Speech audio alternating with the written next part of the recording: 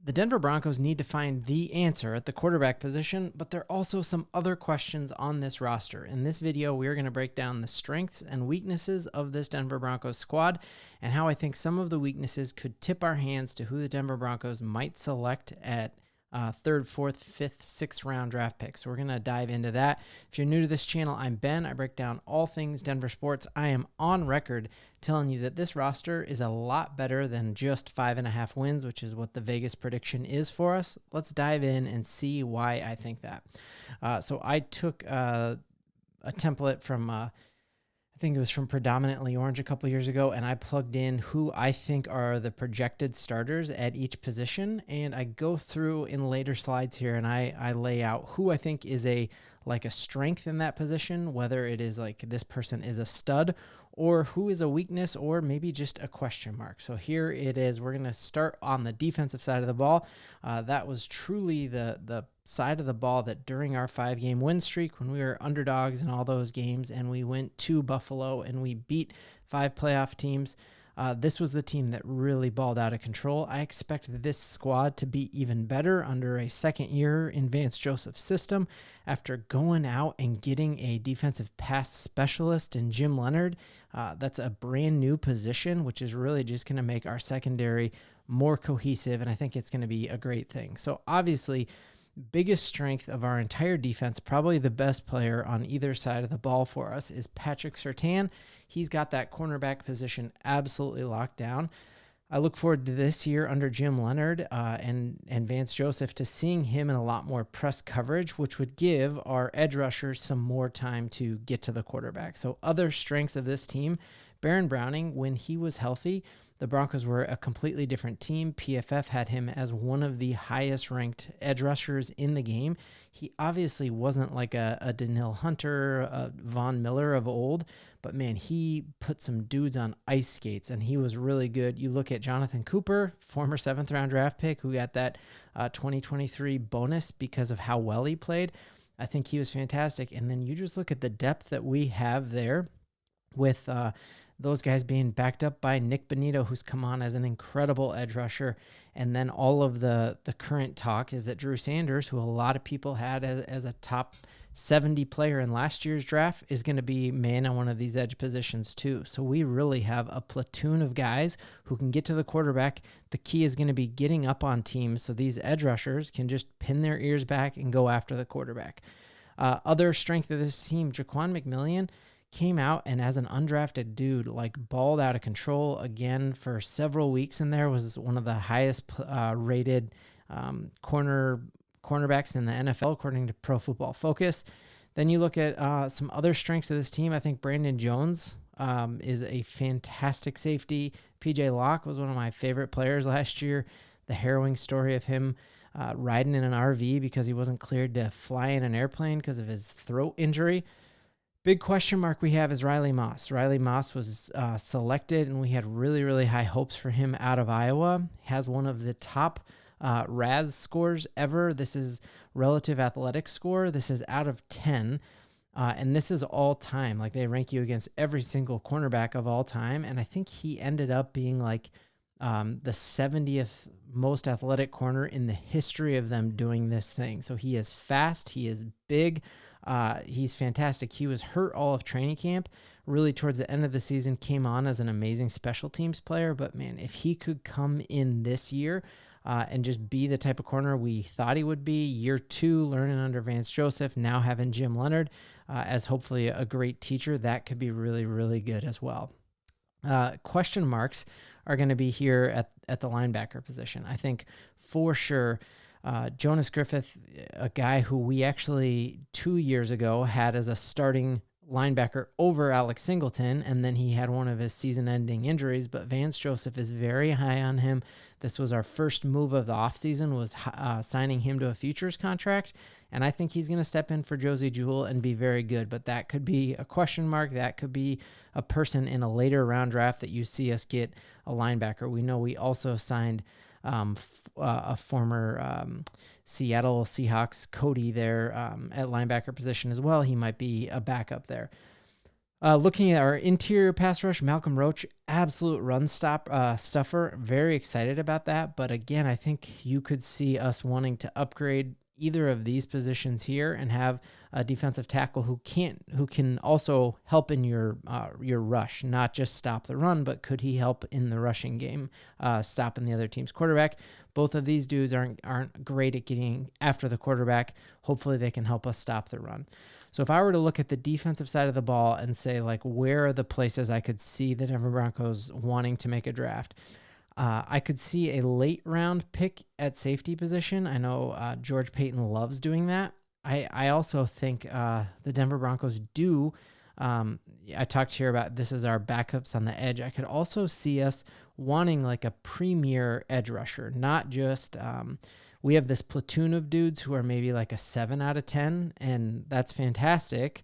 By the fourth quarter, when we were playing here, and offensive linemen are exhausted. But could we get a Von Miller type talent who is a problem in the first quarter when dudes are fresh? I like our platoon now where you can just throw guys at them, but I could see us, if there is a top edge rusher available at 12 and we've decided not to go at quarterback, I could see that as well.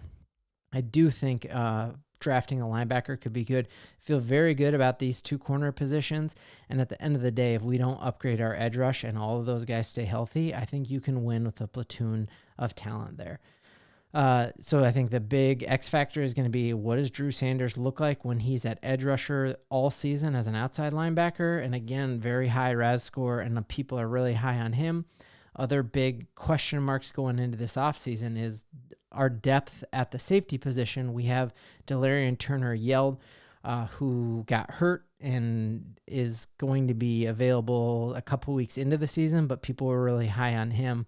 And then we also have a backup safety as well in JL Skinner, who we drafted high, who people are high on too. So I feel really good about this defensive squad, especially if Riley Moss can step up. If he can't, I think drafting a corner in a late round could be a good thing as well. Let's jump to the offensive side of the ball. Just crazy to see that really Courtland Sutton and Garrett Bowles are the last remaining guys on this squad who we have had for a long time. So big strengths. I think Marvin Mims, we are going to see a breakout year from him. Sean Payton talked about how Jerry Jeudy was the limiting factor for why Marvin Mims didn't get the ball as much. He was really used in a lot of end arounds, and we didn't line him up at all the different positions. One of the cool things with a Sean Payton system is he likes to have these players line up at different places. He likes to put Courtland in the slot, and now I think we have the offensive talent to do that. So Courtland Sutton, standout guy, excited to see what he's going to do under the full year. Marvin Mims, very excited about. Garrett Bowles, I remember him getting booed off the field years ago, and now he seems to be like one of the bulwarks of our offensive line. Our top performing player on the entire offensive line, or on the entire offense, I would say, is probably going to be Quinn Meinerz, and I think he's going to get a mega deal next year. I think he's one of the best guards in the entire NFL. Feel very good about that, and Sean Payton loves these strong guard positions, and I think he's going to be running the rock a lot with those strong guards. McGlinchey, a really highly paid dude, and I think I expect big things from McGlinchey this year. The big question marks, obviously, on this offensive front, or on this offensive side of the ball, is the quarterback position, without a doubt. Like, is it Jarrett Stidham? Is Sean Payton trusting him to be the Brock Purdy to lead us to the promised land, or are we going to target a quarterback at 12 or move back or move up? We talked about that yesterday. Other big question marks, can Greg Dulcich stay healthy an entire season? If Sean Payton feels really strongly that he can do that, then I think he's going to roll with him. And if he doesn't feel that way, I think you could see Sean Payton trying to get a tight end even early. I worry about getting a Brock Bowers early at 12. Like, you just have a history of drafting a tight end really early and not evaluating exactly who that guy is. And you can just look at first round tight ends, and they bust almost as often as first round quarterbacks, I would say. Other big question mark is going to be Josh Reynolds from our pickup that we're giving him $4 million guaranteed this year. It was reported it was a $14 million deal. It really is only a 4-year in guarantee. So if that doesn't work out, we can move on. And then we have a lot of depth. We got Lil Jordan Humphreys. We have a lot of depth. I feel very good about our receiving core. And I would say we have one of the stronger receiving cores in the NFL, depending on what Marvin Mims looks like as like a starting wide receiver rather than just being your starting return man. I'm very high on Javonte this year. I think he is coming back off of a 2-year knee injury. I think we'll start to see the Javonte we saw during his first year here in Denver, where we were like, whoa, watch out. I remember listening to the Bill Simmons podcast, and Bill Simmons was like, go get him on your fantasy team. And then he got hurt. And it's always cool when a national dude loves on our local guy. And I just think Javonte Williams is not only coming off of a 2-year knee injury. He's also on a contract year. So he needs to ball out of control if he wants to get paid. And so I think that's that further incentive that you'll see. He's going to be healthy and he's going to be hungry to get that money.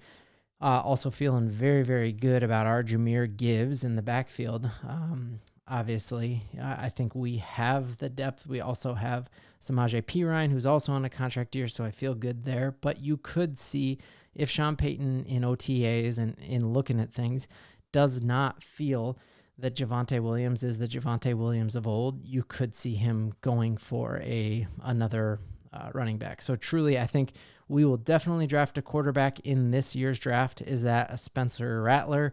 Is that a Pratt from Tulane late? Is that a Hendon Hooker type late?